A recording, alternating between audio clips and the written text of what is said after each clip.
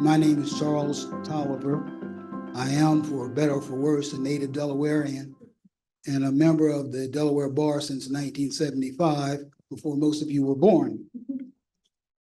And I am, I'm proud to say, a beneficiary of Chancellor Seitz's decision in Belton and Beulah versus Gebhart.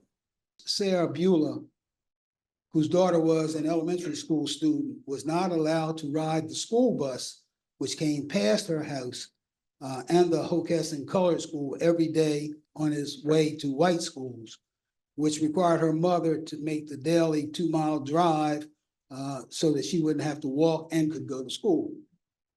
Ethel Belton, whose daughter, a high school student, had to make a 20-mile round trip daily from Claymont, passing by Claymont High to Wilmington. Both plaintiffs, along with other parents, consulted Mr. Redding, who agreed to take the case and challenge what I term has been termed de jure segregation.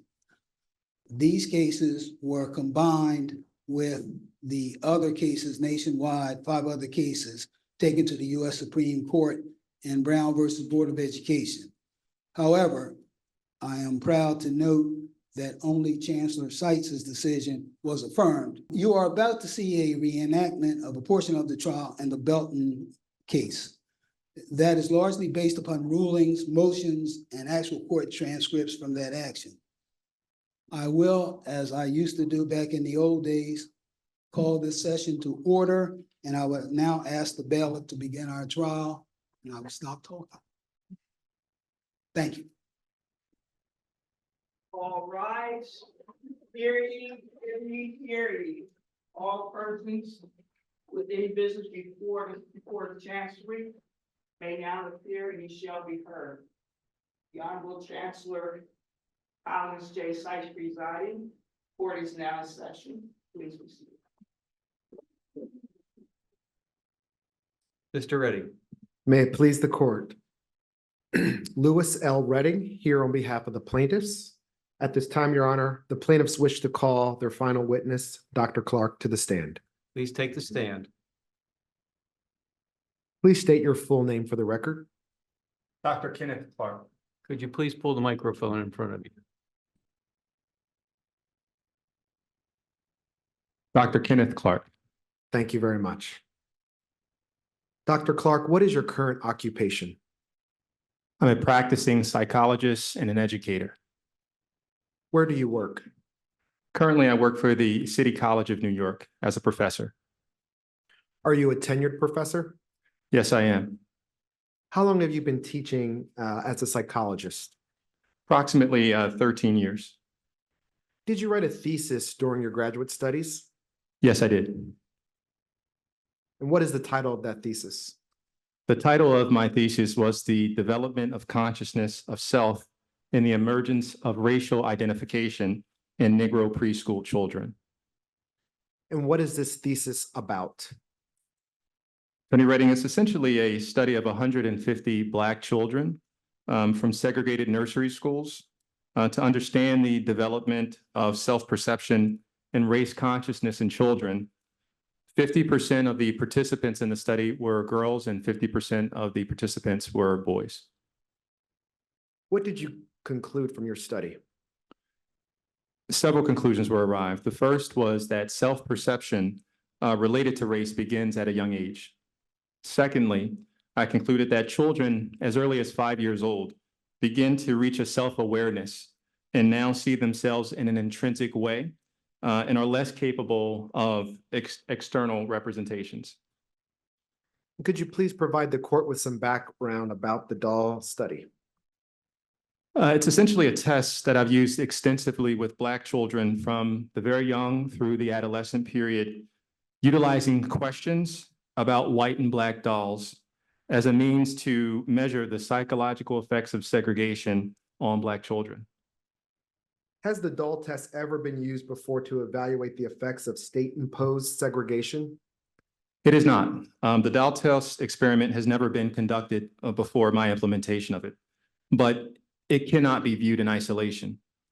The doll test and other data that I have collected clearly show that segregation has a negative effect on Black children. Could you now please summarize how you conducted the doll study? So the dolls that were utilized came from exactly the same mold and were identical in every respect, except for their skin color. These dolls did not have any clothing on them and were presented to each child on a table without any clothing. I would then ask the children a number of questions once the dolls were presented to them. The questions were designed to test whether the child understood the meaning of the racial factor as indicated by the color of these dolls. Simple questions I would pose, such as, which is the colored doll? Which doll is the black doll? Because I don't have an understanding of this. And why is it the black or white doll? Once I determine whether the child associated a racial factor with the color of these dolls, I then ask the child a number of questions to determine his or her preferences or his or her feelings about these dolls. For younger children, I would ask a simple question such as, which one do you like the best? Which one is the nice doll? And which one looks bad? For the older children, and particularly the children in the city of Wilmington, I modified the questions by asking, which one would look nicer in clothes? Or which doll is the one that may act bad? Or show me the doll which has the nice color. The experiment has consistently showed a clear preference for the white doll among the children in the studies I've conducted across multiple geographic areas. Dr. Clark, did you put together a video that summarizes the doll test that you and Mrs. Clark conducted? Yes. Will we please play the video for the court? Which doll is the black doll? And which one is the white doll? That one. Which doll is the pretty doll? Which doll is the nice doll? Which doll is the bad doll? Which doll is the nice doll? And which doll is the bad doll? And why is that doll pretty? Because she's white and he has 2 eyes. Which doll is the ugly doll? Why is that doll ugly? Because he's black. Which doll looks most like you? Like me. Yeah, which one looks like you? And that one, Okay. that doll. Dr. Clark, you mentioned that you conducted this test here in Wilmington. How many students took part in the test? I interviewed approximately exactly 41 students for this test. And what were the results? Each and every student identified themselves with the black doll, firstly. And 75% of them associated that doll with the negative stereotypes and bad behaviors that I've discussed. What did you conclude from these tests that you've conducted? Well, first, that the practice of segregation as perceived by these youngsters impaired their general functioning as revealed by the results of these tests and the results of my interviews with them. The nature of that impairment seems clearly indicated by the results in which it is seen that 3 out of the 4 youngsters, when asked the question, which of these dolls is likely to act bad, picked the brown doll. The brown doll to them was associated with all the negative stereotypes which are usually ascribed to Blacks in our culture. This indicated clearly the damage to self-esteem of these youngsters. So when you see that 100% of these youngsters correctly identified themselves with the brown doll, and 3 out of 4 of them had made a choice of one of these dolls when asked, which one is likely to act bad? A question which sounds almost innocuous or silly, but which nevertheless pulled this response from these youngsters. I think we have clear-cut evidence of rather deep damage to self-esteem of these youngsters, a feeling of inferiority, a feeling of inadequacy, evidence which was further supported by the kind of things which the youngsters said, such as, I suppose we do kind of act bad, or We don't act like white people. Let me focus your attention on school transportation. What differences, if any, did you find between Claymont High School and Howard High School with respect to school transportation? The transportation circumstances of Ethel Louise Belton are representative of the issues here. So as you can see here on the screen, Claymont High School is 1.5 miles from the home of Ethel Louise Belton. It's approximately a 5-minute commute from her home.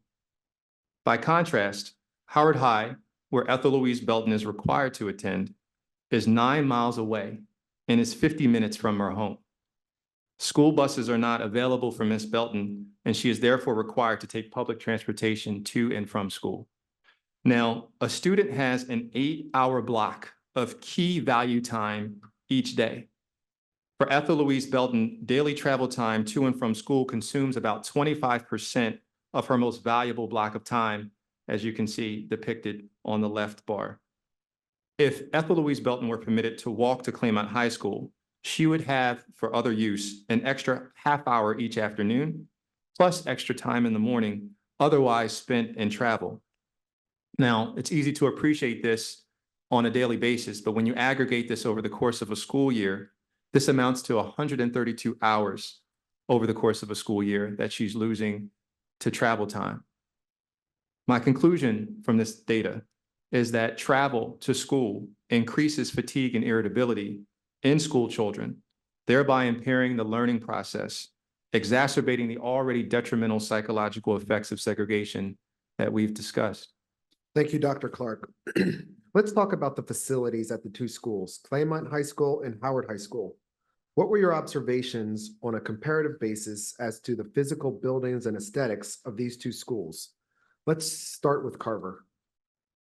So Attorney Redding, on the screen here, you see a visual floor plan of the Carver School.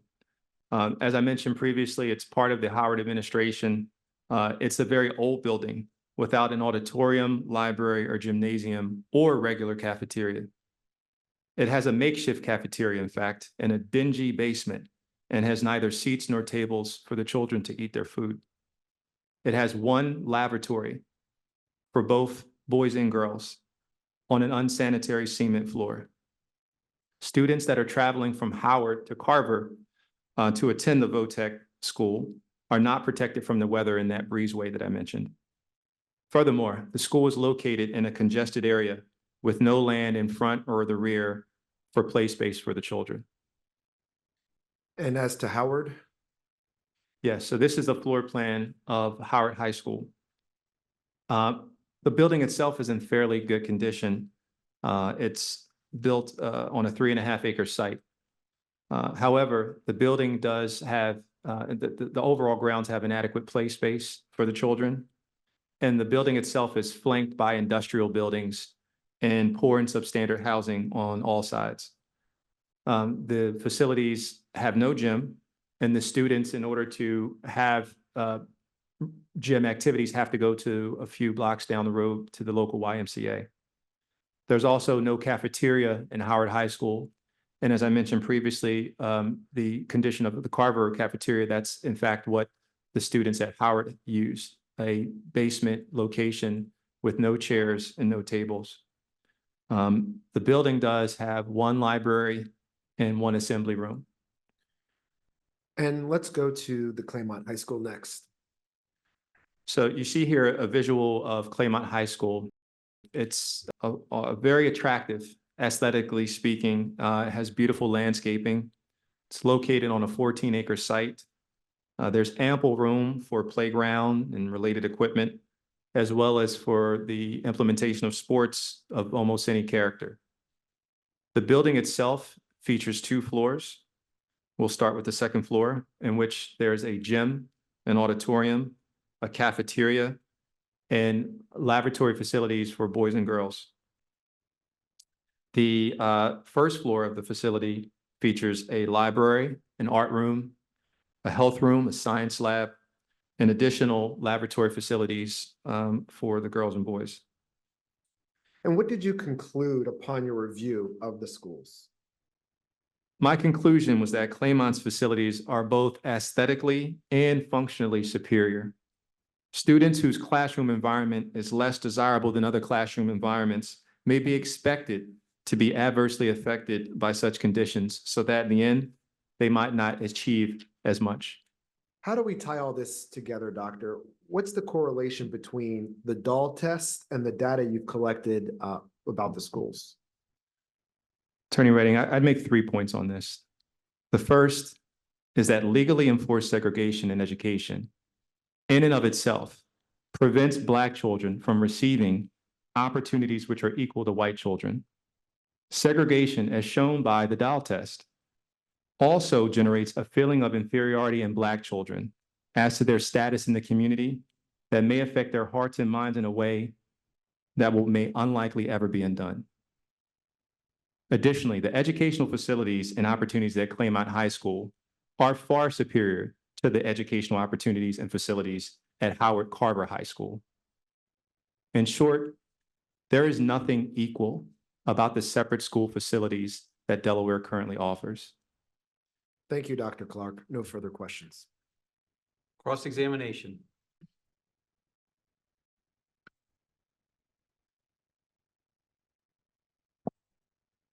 Good afternoon again, Your Honor. Nick Moselle on behalf of the Delaware Attorney General. Professor, you worked on your thesis with your wife, correct? Yes. And you had no other co-authors, correct? No, You and your wife invented the DAL test, correct? that's correct. No one had ever conducted it before you, correct? That is correct. And all of the results that you're reporting about in this case derive from techniques that you and your wife created, correct? Yes, that's correct. And your report cites no other publications or studies in relation to the procedures that you selected for use, correct? Yeah. Yes, The study in your master's thesis was limited to 150 students, correct? that study was limited to children from segregated Washington, D.C. nursery schools. That study did not focus on public elementary or secondary schools, correct? Correct. In the group that you administered the test to at Howard High School, there were some of the individuals were plaintiffs in this case, correct? There were some who were and some who were not. And in the group that you administered the test to at the YMCA, some of those individuals are plaintiffs in this lawsuit as well, correct? That's my understanding, but I have no absolute way of checking that. But the fact that that these individuals were interested in the proceedings, that could affect how they participated in the tests, correct? It's a possibility. And that's one of the reasons that in attempting to interpret the results here and attempting to see whether the results are valid, we would be sure to have both non-plaintiff as well as plaintiffs. And if you would like, I'm happy to present a breakdown of the data relating to those two groups. Thank you. That won't be necessary, but we will focus on Howard and Claymont High School for a few minutes. Professor, you would agree with me that the college preparatory curriculum at Howard High School is adequate for the admission to many colleges, correct? Correct. You have not interviewed any students at Howard who told you there were courses or subjects they wanted that were offered at Claymont, correct? Correct. In your review, you determined that the money the state allocates to both Howard and Claymont is equal. Isn't that right? That's correct, but it doesn't address that number of other factors, such as that schools operate under different administration and school boards. So it doesn't accurately address the issue of total funding. Regardless of the source of the funding, Professor, the average salary for a teacher at Howard High School is higher than the average salary for a teacher at Claymont. Would you agree with me? Yes. And you did not try to determine whether there's been an attempt to have teachers with formal or better education in greater numbers at Claymont as compared to Howard, correct? That is correct. And you would agree that the method of instruction is roughly the same in both schools, correct? Correct. Both schools are modern in their approach to teaching methods, correct? Yes, but the resources disparities. Yes, Professor, the answer is yes or no. I appreciate it. No further questions, Your Honor. Any redirect? Yes, Your Honor, very briefly. Dr. Clark, what were you trying to say about the resource disparity? Thank you, Mr. Redding.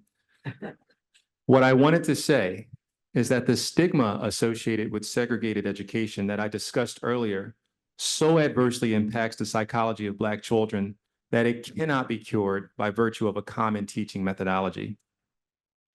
Further, the inadequacy and disparity of resources amongst the schools that I have discussed, including but not limited to the inferior facilities, the larger class sizes that characterize the Howard Carver School versus the Claymont School, are systemic issues that even the most committed teachers using the best methods cannot cure themselves.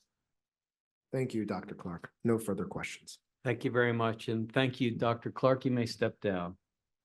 So as Judge Tolliver so eloquently told you before the testimony, my father, Collins J. Seitz, presided over the 1952 cases leading to the desegregation of the Hockessin and Claymont public schools.